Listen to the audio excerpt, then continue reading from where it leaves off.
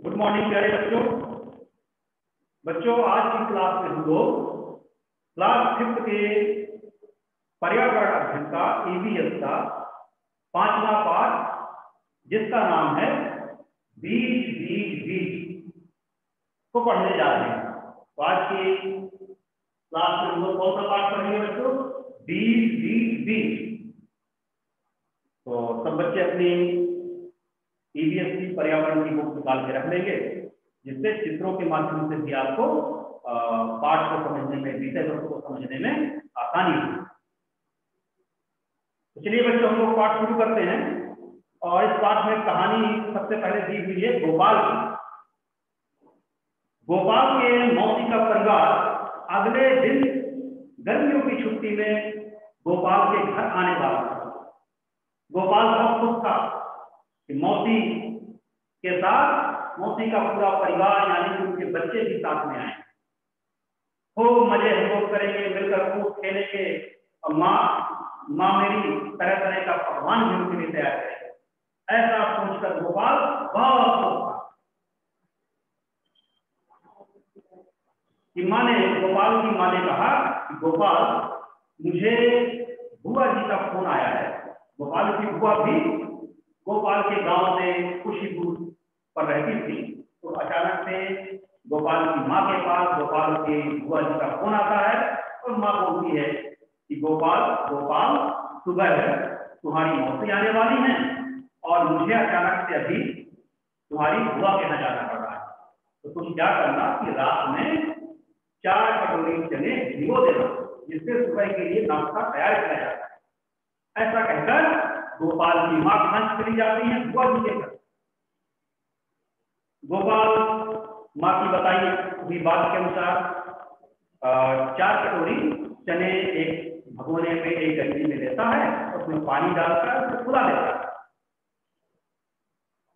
लेकिन बच्चों, उसने चने की मात्रा कुछ बढ़ा दी थी। माँ ने तो 4 कटोरी कहा था, लेकिन गोपाल ने सोचा कई लोग आ रहे हैं, है ना, 3 बच्चे भी मौसी के हैं, यानी 7-8 लोग लगभग आ रहे हैं। 4 कटोरी चने में क्या होगा? ये सोचकर गोपाल ने 6 कटोरी 7 कटोरी कुछ चने फुला दिए। माँ के बताने से कुछ ज्यादा मात्रा में चने फुला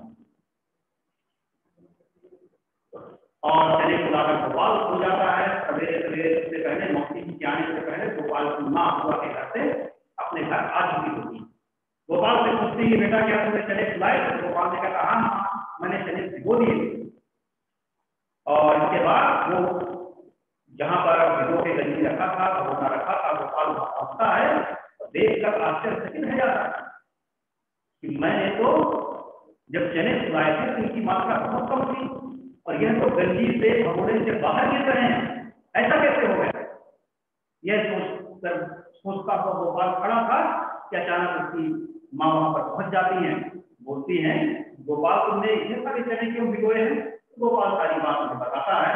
तो माँ कहती, कोई बात नहीं, परेशान होने की जरूरत नहीं है, आपकी बुआ की तबीयत ठीक नहीं है, जो भी चने बन जाएंगे उन्हें हम लोग अंकुरित कर लेंगे और 1-2 दिन के पश्चात तुम्हारी बुआ के घर मैं इन चने को भिजवा दूंगा। ऐसा गोपाल की माँ बोलती। बच्चों, इसी तरह की चर्चा इस पाठ में आपसे की गई है। चलिए आपकी बुक लेते हैं और देखते हैं और क्या चर्चा है। चर्चा करो। चर्चा करने के लिए कुछ प्रश्न भी किए हुए हैं, चलिए इनकी भी चर्चा हम लोग करते चलते हैं। तुम्हारे घर में कौन कौन सी चीजें खाना बनाने से पहले भिगोई जाती है और क्यों भिगोई जाती है? तो बच्चों, आपके घर में भी बहुत से ऐसे खाने पीने की चीजें हैं जो पकाने से पहले भिगोई जाती है। जैसे मान लीजिए छोले की सब्जी बननी है, तो माँ उसको रात में भिगो देगी और आपका चाट खाने का मन हुआ तो माता जी आपकी रात में मटर फुला देंगे। इसी तरह बच्चों, दाल को भी पकाने के कुछ घंटे पहले भिगो देते हैं। जानते हैं ऐसा क्यों करते हैं? तो प्यारे बच्चों, भिगोने से क्या होता है, क्या जानते हैं? बच्चों, भिगोने से जो हमारे खाने पीने की चीजें हैं वो बहुत ही मुलायम हो जाती हैं और आसानी से पच जाती हैं। ठीक है, तो खाने पीने की चीजें क्या हो जाती हैं, उनका वो मुलायम हो जाती हैं और आसानी से पक जाती हैं। और साथ में भी कुछ भिगोई हुई चीजों को खाएं, जैसे मान लीजिए चना, तो सुपाच्य हो जाएगा, आसानी से पच भी जाएगा। भिगोई हुई चीजें, अंकुरित चीजें आसानी से पच भी जाती हैं। इसलिए हम लोग बहुत सारे चीजों को, बहुत सारी चीजों को पकाने से पहले, बनाने से पहले भिगोते हैं। अगली बात क्या पूछी जा रही है, तुम्हारे घर में कौन कौन सी चीजें अंकुरित करके खाई जाती हैं, उन्हें कैसे अंकुरित किया जाता है, कितना टाइम लगता है। ठीक है, तो बच्चों अलग अलग बीजों को अंकुरित होने में किसी को कम टाइम, किसी को ज्यादा टाइम लगता है। सारे बीज समान समय में बच्चों अंकुरित नहीं होते, और आपके घर में तरह तरह के बीजों को अंकुरित किया जाता होगा। बहुत से घरों में सोयाबीन के बीजों को अंकुरित करके खाया जाता है, कुछ घरों में चने, कुछ घरों में मूंग। इस तरह से बच्चों अलग अलग घरों में अलग अलग प्रकार के अनाजों को अंकुरित करके भी खाया जाता है। और आपके घरों में किस किस प्रकार के अनाज अंकुरित करके खाए जाते हैं, आप अपने दोस्तों से चर्चा करेंगे और उनके बारे में भी जानेंगे कि उनके घरों में क्या होता है। अंकुरित होने में कितना टाइम लगता है, तो बच्चों अलग अलग बीजों को अंकुरित होने में अलग अलग टाइम लगता है। कैसे अंकुरित किया जाता है, अंकुरित करने का तरीका आपने भी अपने घरों में अपने से बड़ों को या अपनी माँ को देखा होगा कि वो चने को या अन्य प्रकार के बीजों को किस प्रकार अंकुरित करती है। मान लीजिए आपको चने को अंकुरित करने की जरूरत पड़ गई, तो चने को कैसे अंकुरित किया जाता है। तो सबसे पहले तो चने को पानी में भिगो दिया जाता है, तो 24 घंटे के लिए पानी में उसे भिगो दिया जाता है। जब उसका आकार बढ़ जाता है, वो फूल आता है, तब क्या करते हैं, उसका पानी अलग कर देते हैं, पानी निकाल देते हैं। इसके बाद उसे एक सूती कपड़े में रखकर उसकी पोटली बनाकर टोकरी में रख देंगे या फिर कहीं टांग सकते हैं, जिससे उसमें हवा भी लगती रहे और कपड़े से उसको नमी भी मिलती रहे। गीले कपड़े में बांधेंगे तो जिससे उसको नमी भी मिलती रहे। इस यह उपाय करके आपके घरों में भी बीजों को अंकुरित किया जाता है। चलिए अगला प्रश्न क्या पूछ रहा है, क्या कह रहा है, क्या तुम्हें या तुम्हारे आसपास किसी को डॉक्टर ने अंकुरित खाना खाने की सलाह दी है। तो बच्चों अंकुरित खाना, यदि कोई व्यक्ति बीमार हो जाता है, बहुत कमजोर हो जाता है, डॉक्टर क्या करते हैं, उसे अंकुरित खाना खाने की सलाह देते हैं, है ना। अंकुरित खाना खाने से क्या होगा बच्चों, अंकुरित खाना खाने से एक तो हमें फाइबर प्राप्त होता है, रेत प्राप्त होती है, जिससे हमारा पाचन तंत्र में सुधार होता है, पाचन तंत्र भी साफ हो जाता है और उसमें सुधार होता है। इसके डॉक्टर अंकुरित खाद्य पदार्थों को खाने की सलाह देते हैं, और बहुत सारी मात्रा में उसमें प्रोटीन और विटामिन भी होते हैं और आसानी से पच भी जाता है। तो अंकुरित जो भोजन होता है बच्चों, सुपाच्य होता है, आसानी से पच जाता है और बहुत सारे कई प्रकार के पोषक तत्व भी हमें प्राप्त होते हैं। इसलिए डॉक्टर क्या करते हैं, अंकुरित खाना खाने की सलाह देते हैं। तो बच्चे जुड़ रहे हैं।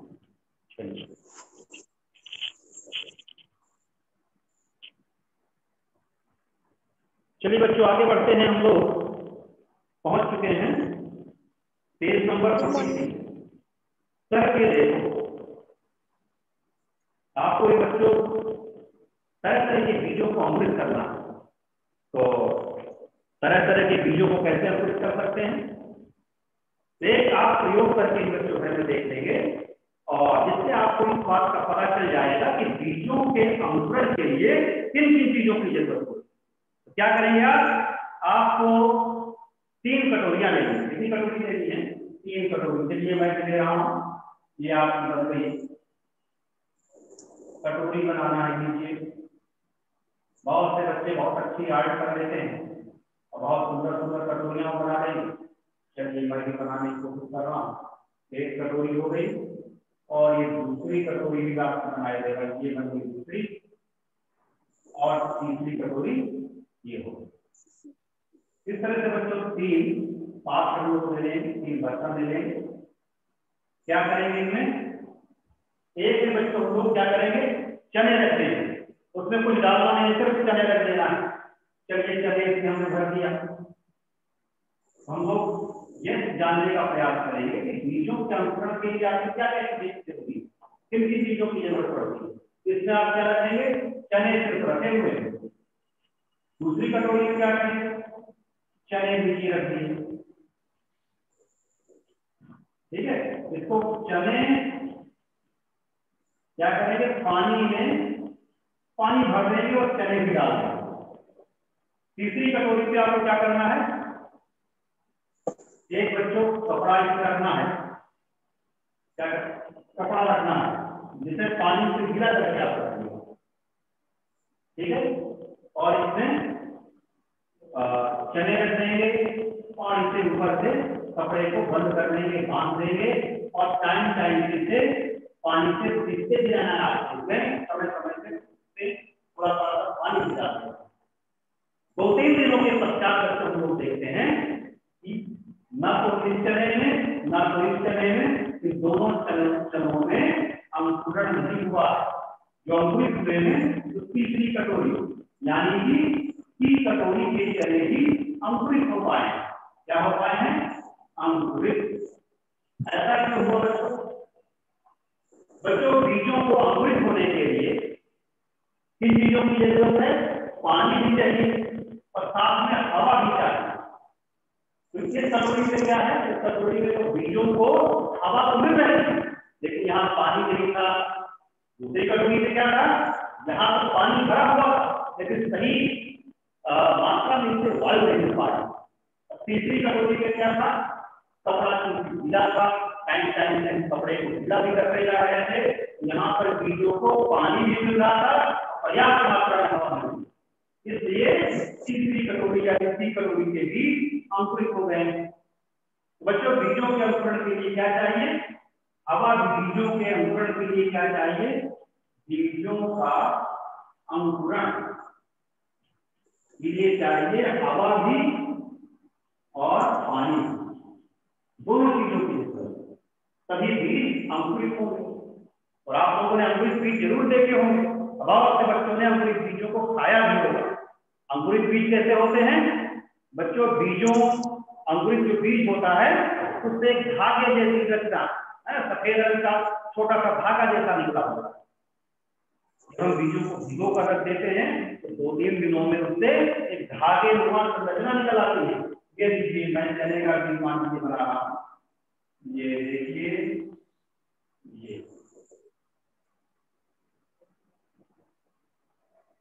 ये बच्चों भिगो के बीज को रखेंगे, यहाँ से एक धागे जैसी रचना निकल आती है ना। इसे हम लोग क्या बोलते हैं, अंकुरित बीज, अंकुरित बीज बोलते हैं। कुछ समय के पश्चात क्या होता है, मान लीजिए बीज को हम कुछ दिन के लिए और रख दें या फिर मिट्टी में फेंक दें तो क्या होगा, उससे धागे जैसी रचनाओं बच्चों निकल आए। इन दोनों के नाम हैं जो अगली कक्षा में जानेंगे, ये मूलांकुर है और ये प्रांकुर। धीरे धीरे और ये बड़े होंगे और इनसे और धागे जैसी संरचना निकल आएगी और इससे निकल आएगी पत्तियां। धीरे धीरे बन जाएगा ये वृक्ष, बड़ा सा विशाल का वृक्ष बन जाएगा। इस तरह से बच्चों बीजों में अंकुरण। चलिए आगे बढ़ते हैं, हम लोग बच्चों पहुंच चुके हैं पेज नंबर 44 में, है ना, 44 नंबर पेज में पहुंच चुके हैं। और इस पेज में कुछ करने के लिए भी आपने काम किया हुआ है। बारिश का मौसम चल रहा है और पेड़ पौधों को लगाने के लिए बहुत ही अच्छा मौसम है। तो आप भी अपने घरों में जरूर बहुत सारे बीजों को लगाएंगे, बहुत सारे पौधों को लगाएंगे। जिन बच्चों के घर में पर्याप्त जगह है वो कुछ बड़े पेड़ लगा सकते हैं। जिनके घर में जगह ज्यादा नहीं है तो गमले तैयार करेंगे। तो एक आप लोग करने के लिए भी आपके ग्रुप में कुछ काम दिया हुआ है, आप भी करके देखेंगे, बहुत मजा आएगा। जब आप पेड़ लगाएंगे और उससे जब फूल खिलेंगे, आप भी सुबह उठेंगे जब फूल आएंगे, जब फूल खिलेंगे, सब बच्चे अपने हाथों से जरूर लगाएंगे। तो 2-3 गमले या अपने मम्मी पापा से पूछकर, है ना, उनके मार्गदर्शन में तैयार करेंगे। जब आप अपने करके देखेंगे, अपने हाथों से करेंगे तो बहुत अच्छे से पेड़ पौधों को लगाना, है ना, बागवानी करना भी सीख जाए। कैसे किस प्रकार की मिट्टी की जरूरत है, मिट्टी में और किस प्रकार से खाद मिलानी है, फिर कैसे पौधा लगाना है, ये सब बातें भी आपको अपने घर में सीखनी है। और आपकी बुक में भी बताया गया है बच्चों को इन बातों को सिखाना है। सब बच्चे जरूर गमला तैयार करेंगे। और जब अगली बार मैं क्लास में आऊंगा तो अपना अपना गमला लेकर अपने टेबल के सामने रखें, किन किन बच्चों ने तैयार किया है मैं देखूंगा। ठीक है, हाँ चलिए आगे बढ़ते हैं बच्चों।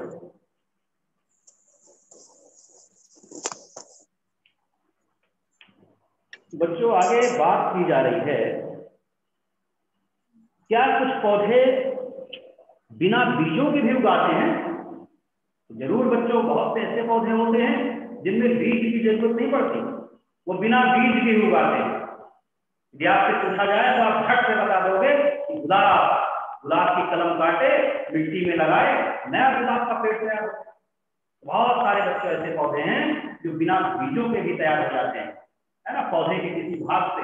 कई पौधे तो बच्चों ऐसे होते हैं जो पत्तियों से भी उनके नए पौधे जब मिलते रहते हैं, उनकी पत्तियां जमीन में झड़कर गिर जाती हैं और उनसे नए पौधे पैदा होते हैं। इस प्रकार से बच्चों बहुत सारे ऐसे पौधे हैं जो बिना बीजों के भी उगाते हैं। और आपकी बुक में बताया गया है शिकारी पौधे के बारे में, है ना, पौधे भी शिकारी होते हैं। ये सुनकर आप आश्चर्यचकित हो रहे होंगे कि पौधे आगे किस प्रकार के शिकारी हो सकते हैं। बच्चों कुछ इस प्रकार के पौधे होते हैं, मैं जिसकी पत्तियों का अग्रभाग कुछ इस प्रकार की संरचना बदल जाता है।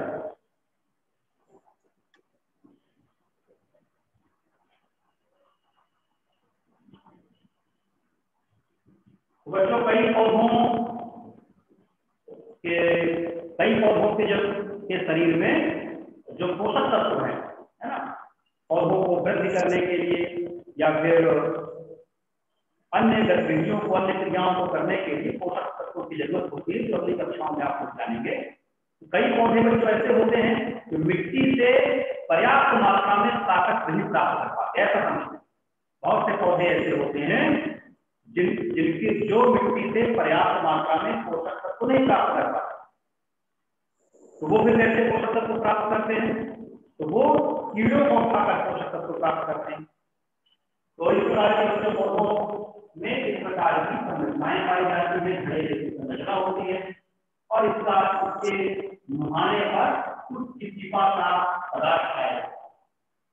जब भी कोई कीड़ा इसकी गंध से आकर्षित होकर इसके पास आकर बैठता है तो क्या होता है, जहां इसके मुहाने पर बैठा हाथ खिसक कर ये पहुंच गया नीचे, जहां नीचे पहुंच गया इसका ढक्कन बंद हो जाता है, ये बंद हो जाता है। इसके पश्चात इसकी दीवारों से, है ना, इस फलक पादप के अंदर से पाचक रस निकलते हैं जो कीड़े को मार देते हैं और उसको सरल पदार्थों में अपघटित कर देते हैं और उसके रस को सोख लेते हैं और अपनी वृद्धि करते हैं पौधे। इस प्रकार के पौधे भी बच्चे होते हैं। आप लोगों ने बच्चों तरह तरह के बीज देखे होंगे, है ना। कुछ ऐसे बीज होते हैं बहुत छोटे से होते हैं, है ना। जैसे सब्जी बनाते समय आपकी माता जी रोज जीरे का बीज डालती है ना, जीरा डालती है ना सब्जी बनाते समय तेल में। तो कुछ बीज बहुत छोटे होते हैं, है ना, जैसे टमाटर के बीज हो गए, मिर्च के बीज हो गए, या फिर सौंफ हो गई, और बहुत सारे बीज। कुछ बीज बहुत बड़े बड़े होते हैं, है ना, जैसे आम का बीज इतना बड़ा, है ना। तो बड़े कुछ बीज बड़े आकार के, कुछ छोटे आकार के, कुछ गोल आकार के, कुछ चपटे आकार के, तरह तरह आकार के बीज आपने जरूर देखे हों। और साथ में अलग अलग रंगों के बीज, कुछ कत्थई हैं, कुछ सफेद हैं, कुछ लाल हैं, कुछ पीले हैं। तो अलग अलग रंगों के, अलग अलग आकार के बच्चों, और आप लोगों ने भी बीज देखे होंगे। चलिए आगे बढ़ते हैं। और आगे आपकी बुक में बताया जा रहा है घुमक्कड़ बीज। बहुत से बीज बच्चों ऐसे होते हैं जो घूमते रहते हैं, जैसे गर्मी के मौसम में आप लोग धतूरे के बीज देखे होंगे, किस प्रकार से घूमकर, किस प्रकार से उड़कर आपके घरों पर पहुंच जाते हैं। तो बच्चों कई माध्यमों से, कई तरीकों से बीज एक जगह से दूसरे जगह पहुंचते हैं। कई बार आप लोगों ने देखा होगा जंगल का पौधा आपके घर के नजदीक उगाया तो आपके घर तक कैसे पहुंचा? तो बच्चों चरवाहे जब पालतू पशुओं को लेकर जंगल में चराने के लिए जाते हैं, कुछ ऐसे बीज भी होते हैं जो उनकी पीठ में, उनकी पूंछ में चिपक जाते हैं, और जब वो जंगल से घर की ओर आते हैं तो वह बीज रास्ते में झड़ते जाते हैं और जंगल का पौधा आपके मोहल्ले में, आपकी गली के नजदीक पैदा हो जाता है, उगा। ऐसे भी बीज एक जगह से दूसरी जगह पहुंचते हैं। और दूसरा तरीका क्या है बच्चों? कुछ बीज ऐसे भी होते हैं बहुत हल्के होते हैं और हवा में आंधी से उड़कर एक जगह से दूर तक दूसरी जगह पहुंच जाते हैं, दूर तक पहुंच जाते हैं। और कौन तरीके हो सकते हैं? तो बहुत से बच्चों बीज ऐसे भी हैं, कुछ पेड़ पौधे जो हैं नदियों के किनारे भी बच्चों होते हैं जिनके बीज नदी के पानी में गिरते रहते हैं और नदी के पानी से वो बहकर दूर पहुंच जाते हैं। कई बार तो आप भी बीजों को पहुंचाने में कम मददगार नहीं है। आप भी अपने गांव के पौधों के बीजों को दूर पहुंचा देते हैं। मान लीजिए कई बार ऐसा आप लोग भी किए होंगे या आप लोग ऐसा होते हुए देखे होंगे, यदि हम लोग कभी यात्रा में दूर जाते हैं और हमारे घर में जामुन लगी हुई है, बेर लगी हुई है, तो बेर भी अपने साथ ले गए, कार में बैठ के घूमने गए, हरिद्वार पहुंच गए या कहीं दूर तक घूमने गए, रास्ते में बेर खाए और खिड़की से बाहर फेंकते गए। तो आपके घर में जो बेर का पौधा लगा हुआ है, पेड़ लगा हुआ है, वही वाली बेर हरिद्वार में पैदा हो गई। आपने भी पहुंचा दिया ना बेर को दूर तक। तो इस तरह से बच्चों एक जगह से दूसरी जगह बीत जाते हैं। बच्चों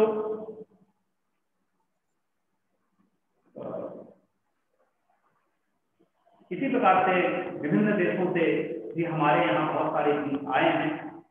बहुत से लोगों ने उन्हें जानबूझ कर लाया है, उनको वो फसल पसंद आई, तो विदेशों से भी बहुत सारे बीज हमारे देश में आए और हमारे देश से दूसरे देशों में भी गए। कई बार दूसरे प्रकार के अनाजों में मिलकर या फिर जानबूझकर एक जगह से दूसरी जगह लोगों ने उन बीजों को पहुंचाया है। एक कविता भी आपकी बुक में दी हुई है। यदि इस कविता को आप लोग याद कर लेंगे, बहुत सारे प्रश्नों के उत्तर देने में आपको आसानी होगी। बहुत ही आराम से प्रश्नों के उत्तर आप दे पाएंगे। कविता आप लोग जरूर याद कर लेंगे। ये देखिए आपकी बुक में दी हुई है। तो इसी तरह आपको कॉपी में सफेद, जिस तरह पर्यावरण की कॉपी कैसे बनानी है, एक तरफ लाइन वाला पेज, एक तरफ बिना लाइन वाला पेज। इस कविता को लिखेंगे, जैसे इसमें बहुत सारे चित्र बने हुए हैं, कलर पेंसिल का भी इस्तेमाल किया गया है, ऐसा करके आप कॉपी में भी कर लेंगे। कविता क्या है, थोड़ा सा मैं पढ़ लूं। आलू मिर्ची चाय की कौन कहां से आएगी, सात समुंदर पार से, दुनिया के बाजार से, व्यापार से, उपहार से, जंग लगाई मार से, हर रास्ते से आएगी आलू मिर्ची चाय की। तो बहुत बढ़िया कविता है। तो सब बच्चे तैयार करेंगे और अपनी कॉपी में भी लिखेंगे। तो बच्चों आज की क्लास में हम लोग क्लास 5th EVS का 5वां पाठ पढ़ा है, इसको जाना है। तो इस पाठ में बच्चों बीजों की कहानी बताई गई है, कितने प्रकार के बीज होते हैं, बीज कैसे अंकुरित होते हैं, बीज एक जगह से दूसरी जगह कैसे पहुंचते हैं, इन सब विषय में, इन सब बातों की चर्चा आज की क्लास में हम लोगों ने की। अगले दिन हालांकि सारे बच्चों ने, जिन बच्चे पाठ को पढ़ने के पश्चात इनके प्रश्न उत्तर करने में भी सक्षम हो गए होंगे, सबसे प्रश्न उत्तर भी बन जाएंगे। तो अगले दिन हम लोग अगला चैप्टर करेंगे, अगला पाठ करेंगे। तो आज की इतना ही। Thank you.